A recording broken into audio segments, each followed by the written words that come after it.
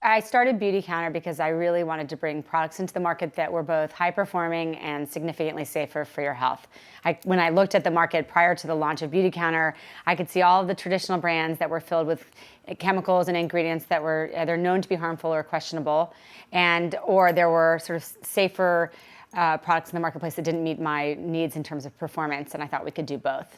So in terms of what the kind of big conventional companies use, those ingredients, what is exactly bad about them? Or I know it's probably too long a question to answer here, but what is the danger? They're linked to cancer, they're linked to other things?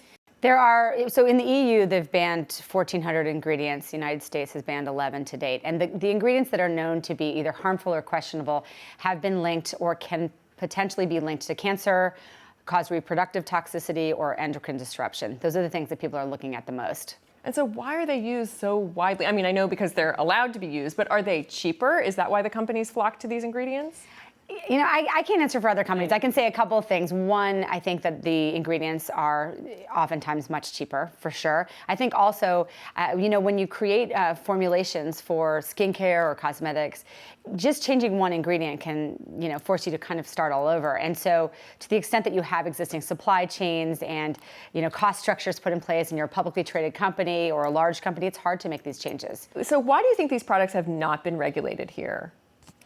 That's a great question. I think the products haven't been regulated because there are a number of people and companies probably that are sort of anti-regulation. I think that the cosmetics industry in general is a self-regulated marketplace, and I think that people have enjoyed, or companies have enjoyed, the lack of regulation. I think it's a complicated issue. I think that we haven't even introduced a law since 1938, or we haven't passed a federal law regulating cosmetics since 1938. And so I think companies are able to work around the system, and no one, this is true of any industry. People don't like change. No one ever likes change. But you've been active in trying to get these laws changed. Do you think that we'll see any movement on that anytime soon?